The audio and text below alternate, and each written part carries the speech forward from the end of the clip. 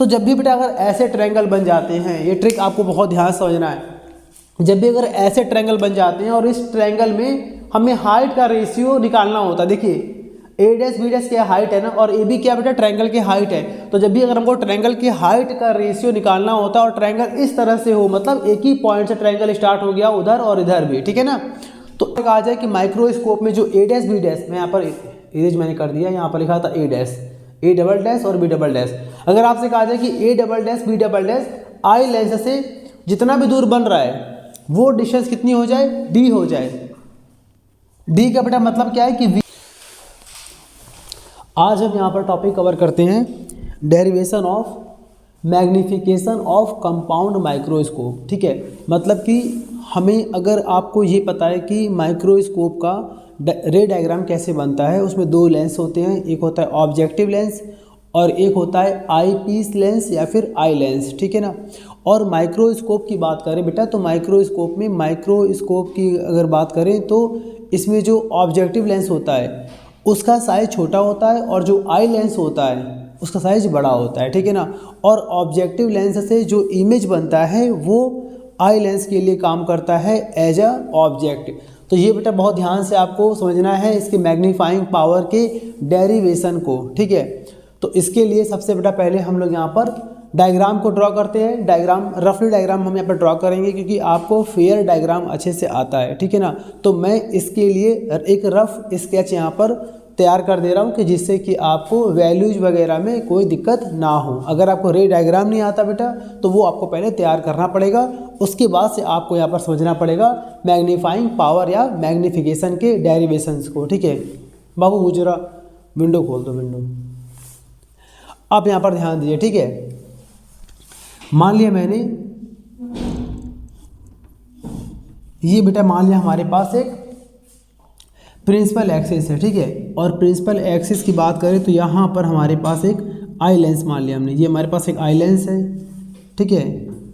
और कहीं भी आप ड्रॉ कर सकते हैं आई लेंस और ऑब्जेक्टिव लेंस को। तो मैंने मान लिया कि ये ऑब्जेक्टिव लेंस है, ये है ऑब्जेक्टिव लेंस, ऑब्जेक्टिव लेंस।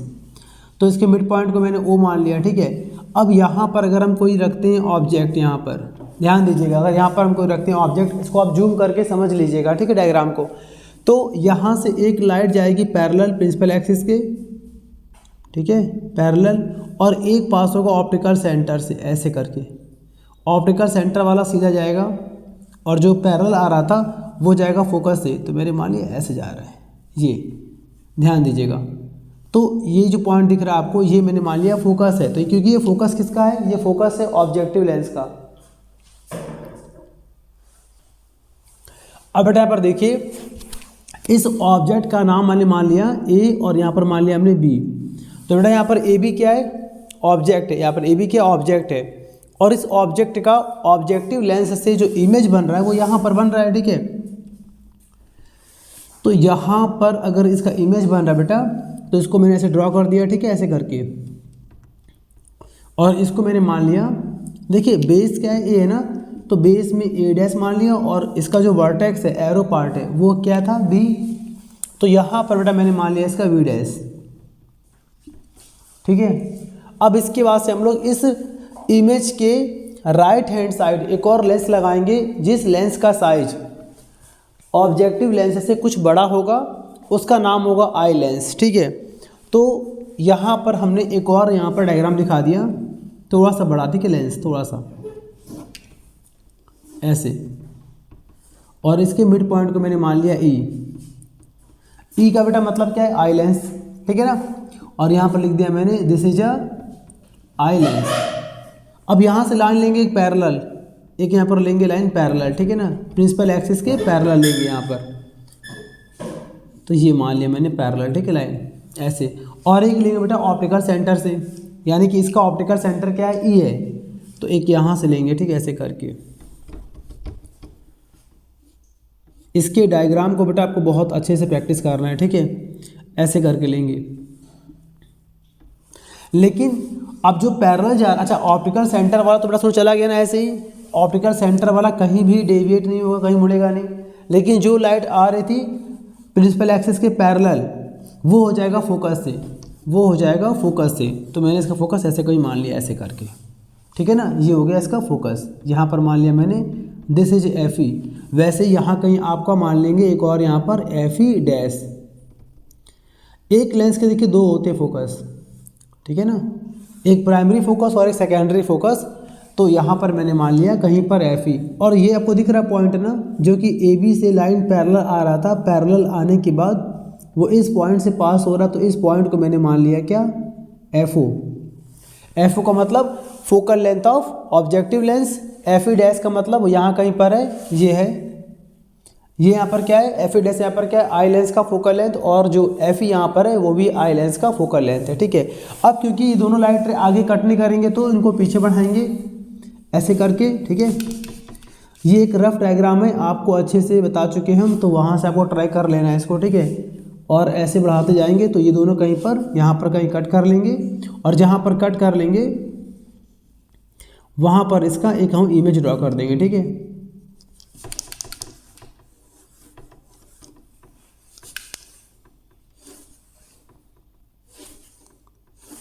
ये देखिए यहाँ पर कट हो रहा है, तो यहाँ पर इसका इमेज हमने ड्रॉ कर लिया ऐसे करके, और ये इसका इमेज बन गया। ये आपने डायग्राम पढ़ा था, तो अगर आपको इसका स्केच नहीं आता, इसका डायग्राम नहीं आता, तो आप इस डायग्राम की हेल्प से इसके मैकेनिज्म को आप समझ सकते हैं, ठीक है।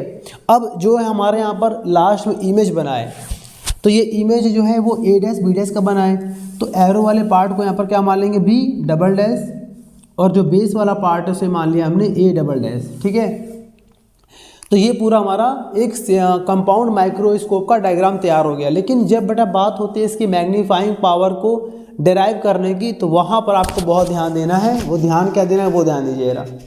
यहाँ पर अगर हम बात करते हैं ऑब्जेक्टिव लेंस से, अगर बात करें ऑब्जेक्टिव लेंस से इमेज के डिस्टेंस को हम क्या बोलेंगे बेटा, यू नॉट।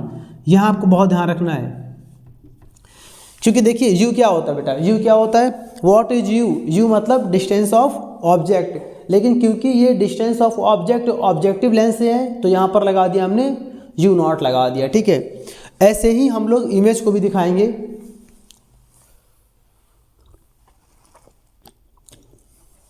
देखिए ध्यान से, ऐसे बेटा यहाँ पर दिखाएंगे इमेज को, तो ये क्या है, ऑब्जेक्टिव लेंस है, और इसका इमेज कहाँ बन रहा है, ए डैश बी डैश बन रहा है। तो इस लेंस से ए डैश बी डैश की जो डिस्टेंस होगी वो यहाँ पर दिखा दिया हमने, वी माने क्या होता है, डिस्टेंस ऑफ इमेज, और ई लगा देंगे।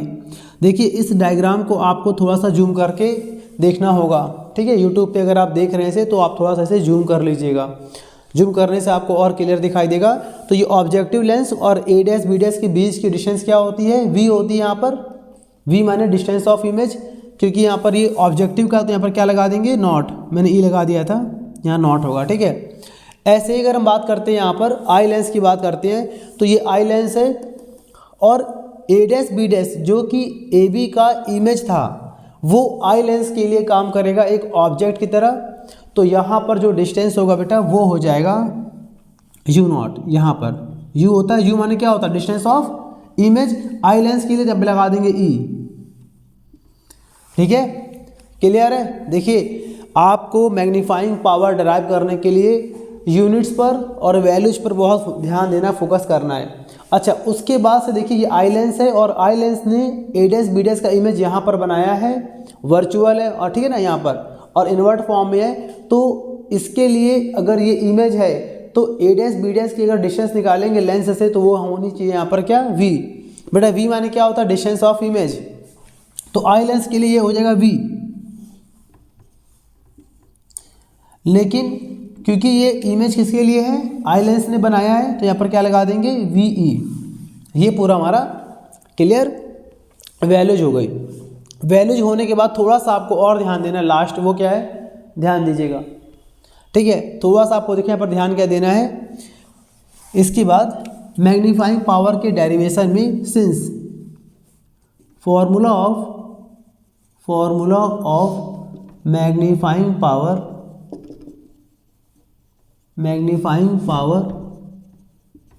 इज गिवन बाय आपने पढ़ा था कि मैग्नीफाइंग पावर का फॉर्मूला क्या होता है।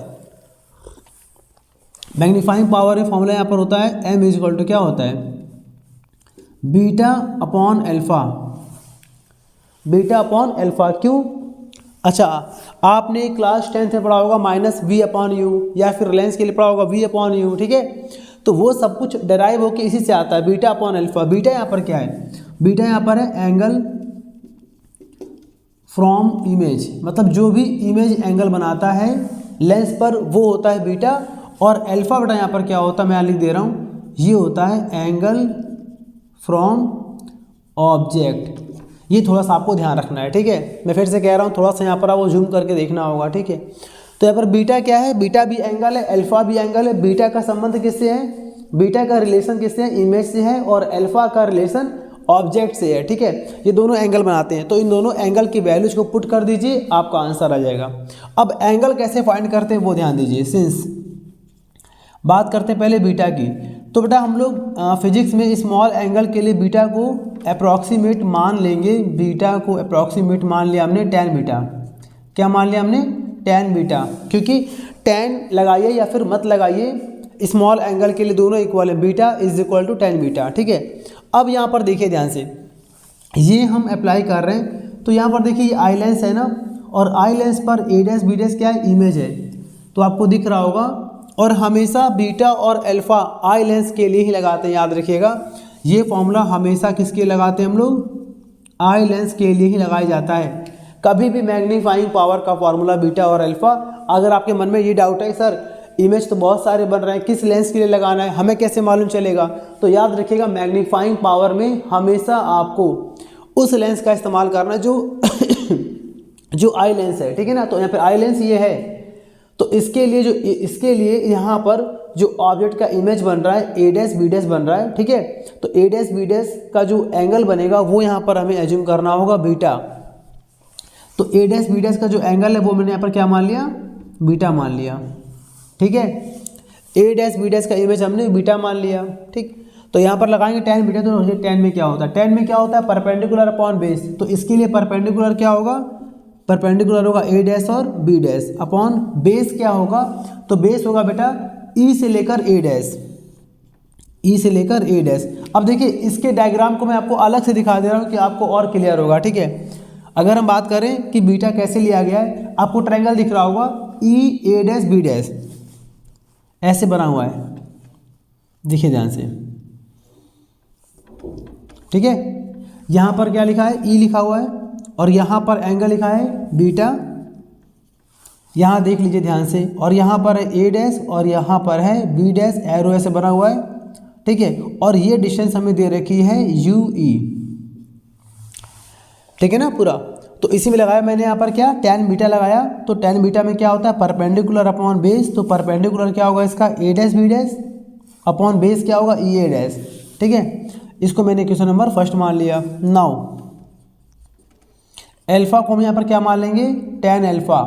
लेकिन यहाँ पर अल्फा कहाँ है, तो देखिए अल्फा क्या होता है, हमारे आई लेंस जो होता है, आई लेंस पर जो भी ऑब्जेक्ट है, जो मेन ऑब्जेक्ट है, मेन ऑब्जेक्ट मतलब क्या होता है, ये इसका, ये देखिए ये ऑब्जेक्ट है नहीं, इसको हमने ऑब्जेक्ट माना था, रियल में क्या है ऑब्जेक्ट ये है, जिसे हमें देखना है वो असली का जो है ऑब्जेक्ट वो यहाँ पर क्या है, ए बी है, और इसका इमेज हमें बड़ा करके देखना है कंपाउंड माइक्रोस्कोप की हेल्प से। तो यहाँ पर बेटा ए बी जो एंगल बनाएगा हमारे आई लेंस पर, वो यहाँ पर होता है अल्फ़ा। तो ये कैसे निकाला जाए, डायग्राम आपको अलग से दिखा रहे हैं। ए बी हमने मान लिया यहाँ पर कहीं, ये मान लिया हमने ए बी है, ध्यान दीजिए, ये मान लिया हमने ए बी है, और ऐसे एक लाइन गई है, देखिए ए से एक लाइन गई है ई तक, तो यहाँ पर मान लिया मैंने ई, और ए बी के टॉप पॉइंट को हम लोग यहाँ पर मिला देंगे, किससे मिला देंगे हम लोग, ई से मिला देंगे, ये देखिए।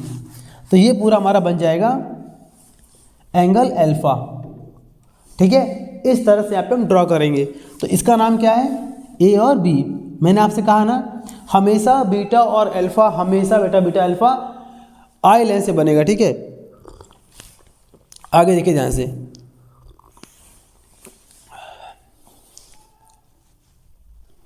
अब देखिए ध्यान से यहाँ पर, तो यहाँ पर अगर हम अप्लाई करते हैं अल्फ़ा को, यहाँ पर मान लिया मैंने tan अल्फ़ा, तो tan अल्फ़ा में यहाँ पर क्या आता है, परपेंडिकुलर अपॉन बेस। तो परपेंडिकुलर यहाँ पर क्या आएगा, ए बी, अपॉन बेस यहाँ पर क्या आ जाएगा बेटा, ई ए, ठीक है,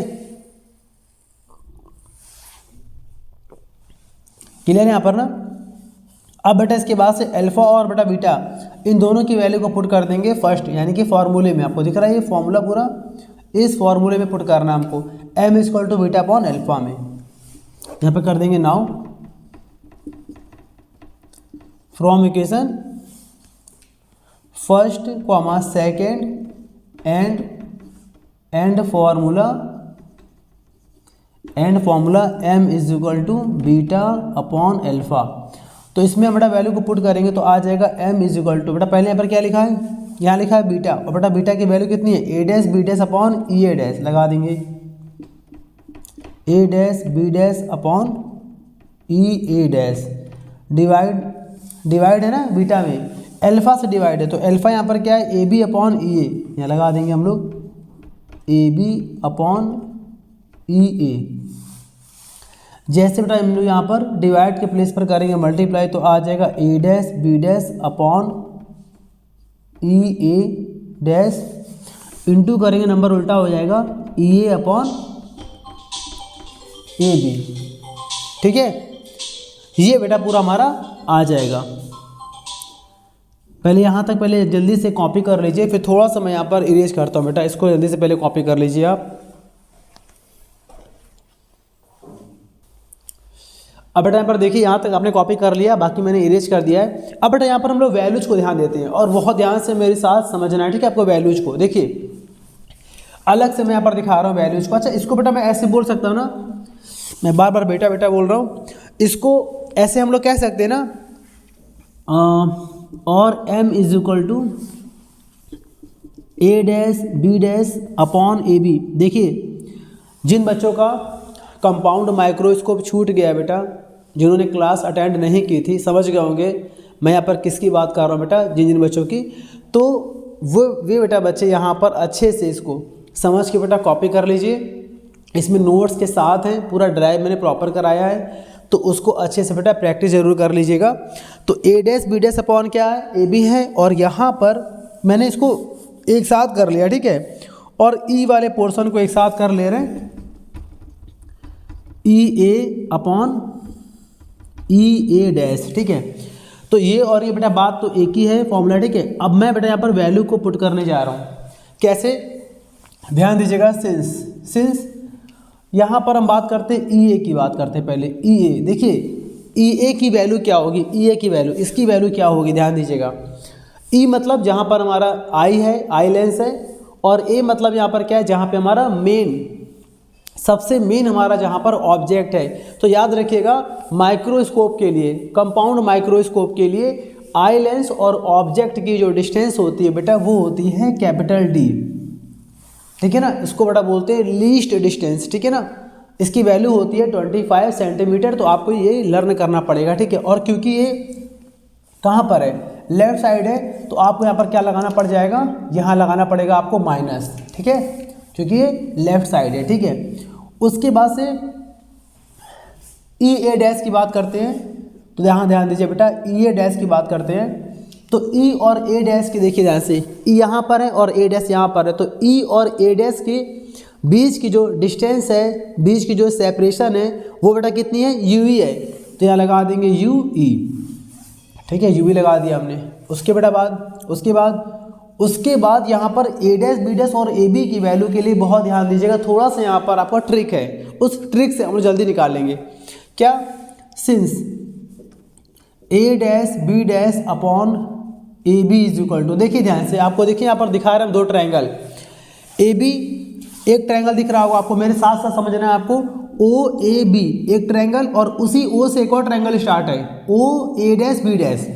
मतलब अगर आप उस ट्रायंगल के अगर दर्शन कराते हैं अच्छे से बेटा, तो कुछ ऐसे आपको दिखाई पड़ेगा,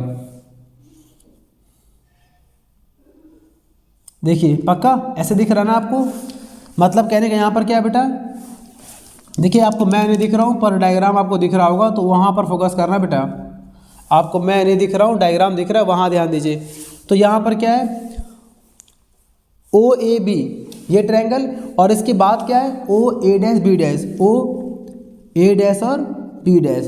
तो जब भी बेटा अगर ऐसे ट्रायंगल बन जाते हैं, ये ट्रिक आपको बहुत ध्यान से समझना है, जब भी अगर ऐसे ट्रायंगल बन जाते हैं और इस ट्रायंगल में हमें हाइट का रेशियो निकालना होता है, देखिए ए डैश बी डैश क्या हाइट है ना, और ए बी क्या बेटा ट्रायंगल की हाइट है। तो जब भी अगर हमको ट्रायंगल की हाइट का रेशियो निकालना होता है और ट्रायंगल इस तरह से हो, मतलब एक ही पॉइंट से ट्रायंगल स्टार्ट हो गया उधर और इधर भी, ठीक है ना, तो इस केस में हाइट का रेशियो उनके बेस के बराबर होता है। बेस का मतलब ओ ए और ओ ए डैश, क्लियर है। तो यहाँ पर लगा दे रहे बेटा हम लोग यहाँ पर क्या, ओ ए अपॉन ओ ए डैश, क्लियर है। ये कॉन्सेप्ट बेटा आपको समझना है, ध्यान दीजिएगा। फिर से मैंने यहाँ पर बता रहा हूँ आपको कि अगर दो ट्रायंगल है और दो ट्रायंगल एक ही पॉइंट से स्टार्ट हो जा रहे हैं तो उनके हाइट का रेशियो यानी कि A dash B dash upon A B, ठीक है बेटा, इसकी वैल्यू जो होती है उनके बेस के रेशियो की बराबर होती है। तो यहाँ पर ए डैश बी डैश का जो बेस है वो क्या है, ओ ए डैश है, ठीक है,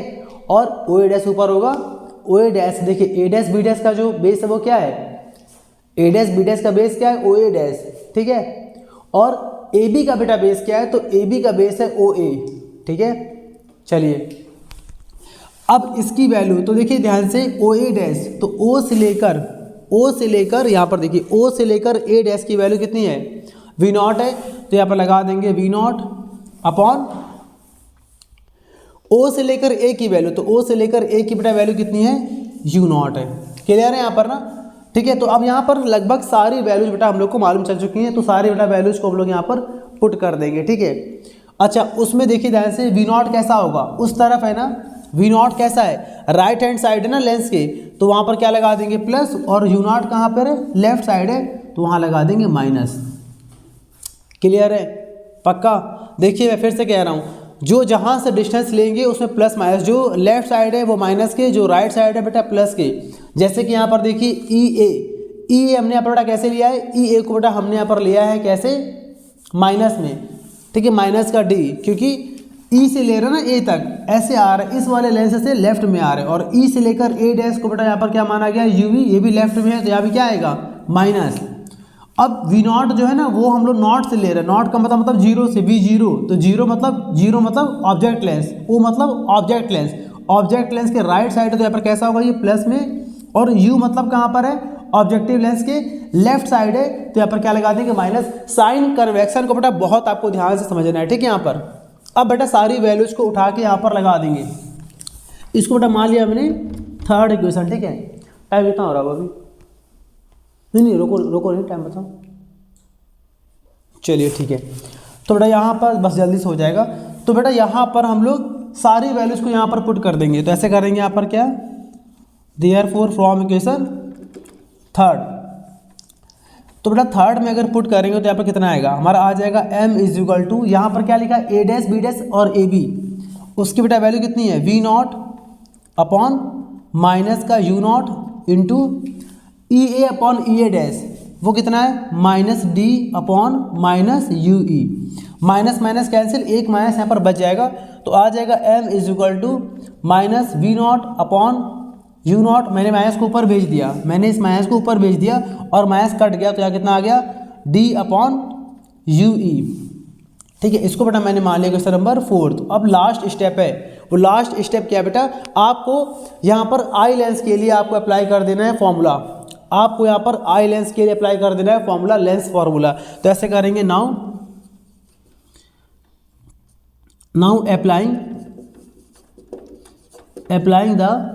applying the formula 1 upon F is equal to 1 upon V minus 1 upon U for I lens. I lens के लिए बेटा यहाँ पर अप्लाई कर रहे हैं फॉर्मूला। मैं इस वाले पोर्शन को इरेज कर रहा हूँ, ध्यान दीजिएगा, बस थोड़ा सा और है।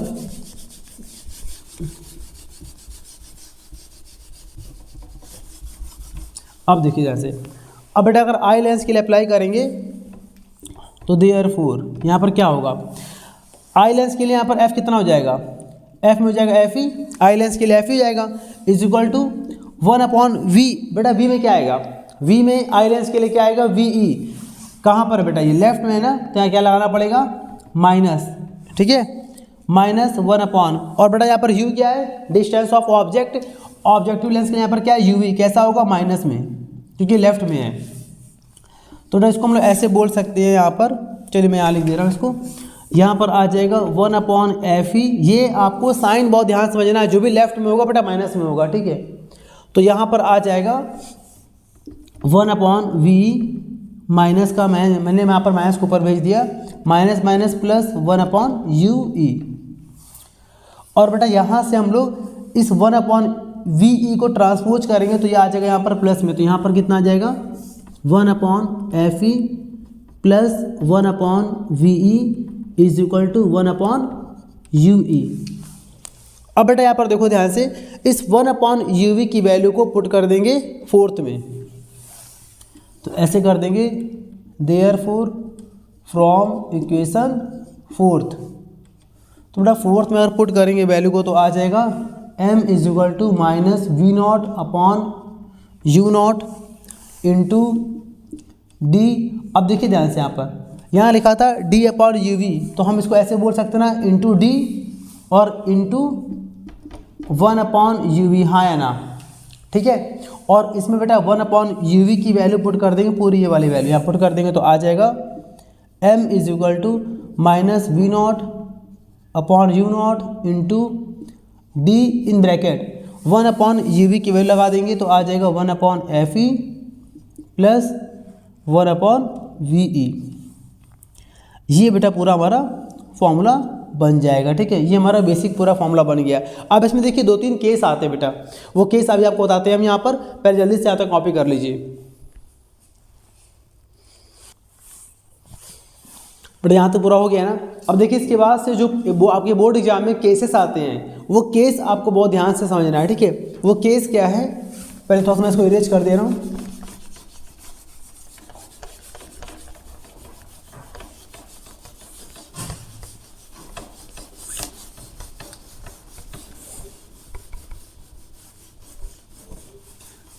बेटा यहाँ पर देखिए इसका केस यहाँ पर क्या है। अब इसके बेटा बाद हमसे ये कहा जाता है कि अगर फाइनल इमेज डी पर बनता है तो क्या होता है। मतलब यहाँ पर क्वेश्चन जो बोर्ड में पूछा गया था, यहाँ तक तो पूरा आपका आंसर आ चुका है, ठीक है। इसके बेटा बाद एक क्वेश्चन पूछा जाता है, केस यहाँ पर क्या है, केस पढ़िए यहाँ पर क्या लिख रहा हूँ, व्हेन द, ये बेटा बहुत ही ज़्यादा बेटा मेन और बेटा बहुत मोस्ट इंपॉर्टेंट यहाँ पर ये हेडिंग अलग से पूछी जाती है कि when the final image, when the final image is formed at district point, यानी बेटा इसका बड़ा मतलब क्या होता है कि एट कैपिटल डी, मतलब जब आपका फाइनल इमेज कहाँ बनता है, कैपिटल डी पर बनता है। कैपिटल डी का मतलब क्या होता है, जहाँ पर लीस्ट डिस्टेंस होती है साफ साफ ऑब्जेक्ट को देखने की, यानी हमारे आई लेंस के लिए इसकी वैल्यू होती है 25 सेंटीमीटर। तो अगर आपसे कहा जाए कि माइक्रोस्कोप में जो ए डैश बी डैश, मैं यहाँ पर इरेज मैंने कर दिया, यहाँ पर लिखा था A dash, A double dash और बी डबल डैश। अगर आपसे कहा जाए कि A double dash B double dash I lens से जितना भी दूर बन रहा है वो डिस्टेंस कितनी हो जाए, डी हो जाए। डी का बेटा मतलब क्या है कि वी की वैल्यू कितनी हो जाएगी, यहाँ पर डी हो जाएगी। अगर ऐसा हो जाए, ठीक है ना, अगर वी की वैल्यू डी हो जाए। अब बताओ आप इस केस में फॉर्मूला क्या बनेगा। तो ये ऐसे लिख के आता है, when the final image is formed at district point, यानी कि डी पर बने तब क्या होगा। तो तब क्या होगा, कुछ नहीं होगा, तब कुछ नहीं होगा बेटा, बस ये हो जाएगा यहाँ पर कि वी की वैल्यू को डी यहाँ पर पुट कर देना आपको। तो इसको बेटा कुछ देर के लिए मान लिया मैंने, क्वेश्चन नंबर 4 मान लिया था, क्या पता नहीं, देख लेना बेटा आप, मैंने इरेज कर दिया है। अगर 4th माना होगा तो आप 5th मान लेना, ठीक है। आई थिंक मैंने 4th मान लिया था। चलिए बेटा इसको मैंने मान लिया, इसको मैंने मान लिया, क्वेश्चन नंबर 5th मान लिया, ठीक है। तो बेटा यहाँ पर पुट कर देंगे देयरफॉर फ्रॉम इक्वेशन 5th। बेटा यहाँ पर 5th में हम लोग पुट कर देंगे वी की वैल्यू को डी को, ठीक है ना। तो यहाँ पर कर देंगे वी इक्वल टू कितना लगा देंगे, डी। अब आपके मन में आ रहा है सर ये भी तो इस तरफ है, माइनस लगा दीजिए। आपके अगर मन में ये आ रहा है कि ये भी इस तरफ है सर, माइनस लगा दीजिए। बेटा हमने वी को जब हमने बेटा पुट किया था फॉर्मूले में, जब हमने डिराइव किया था तो वी को हमने ऑलरेडी माइनस लगा लिया था। मतलब ये फॉर्मूला पूरा माइनस प्लस लगाने के बाद आया हुआ है। तो यहाँ पर बेटा सिर्फ और सिर्फ हमें यहाँ पर वैल्यू खाली चेंज कर रहा हूँ मैं यहाँ पर वी की जगह पर डी अप्लाई कर रहा हूँ, क्योंकि वी को हमने प्लस में नहीं लिया था। वी को हमने जब डिराइव किया था तो हमने वी को माइनस में ही लिया था, ठीक है। तो यहाँ पर बेटा v की वैल्यू को d यहाँ पर पुट कर देंगे तो आ जाएगा फॉर्मूले में m is equal to minus V naught upon U naught into D in bracket, यहाँ पर आएगा 1 अपॉन एफ ई और प्लस 1 अपॉन जहाँ लिखा ना 1 अपॉन वी ई वहाँ पर हो जाएगा 1 अपॉन डी। अब बेटा इसके बाद क्या होगा, इसके बाद देखिए क्या होगा फिर, यहाँ पर लिखा minus V naught upon U naught. अब बेटा इस d को अंदर भेजेंगे तो ये d को और अंदर भेजेंगे तो d का पहले इंटू होगा 1 अपॉन एफ ई में और फिर d का इंटू होगा 1 अपॉन डी में। तो पहले यहाँ पर आएगा तो क्या आएगा d अपॉन एफ ई, और जब इस वाले d का 1 अपॉन डी में इंटू होगा बेटा उस केस में d और d आपस में कैंसिल आउट और आपका यहाँ पर कितना आ जाएगा, यहाँ पर आपका बचेगा सिर्फ 1।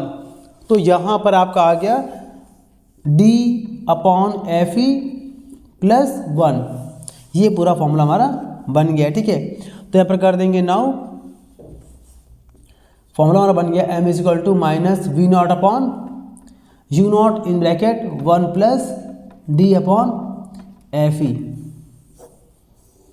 ये बेटा पूरा हमारा आंसर आ चुका है। तो बेटा सुनो, जो भी बेटा बच्चे यहाँ पर कह रहे थे कि सर हमें सिंपल माइक्रोस्कोप आ चुका है, कंपाउंड माइक्रोस्कोप का मैग्नीफाइंग पावर का डेरिवेशन बता दीजिए, जो बेटा बैच में अटेंड नहीं कर पाए थे वे बेटा बच्चे इसे अच्छे से प्रैक्टिस कर लीजिए। और अब आपका बेटा ये वाला वर्क हमारी तरफ से कंप्लीट हो चुका है। अब बेटा आपको बचा हुआ है हमारे लिए रे ऑप्टिक्स। तो देखिए मैंने आपसे कहा था कि मेरे व्हाट्सएप पे आप लोग बेटा रे ऑप्टिक्स के डाउट सेंड कर दीजिएगा, ठीक है ना। और डाउट बेटा मेरे पास अभी आए नहीं है, आप मुझे डाउट भेज दीजिएगा।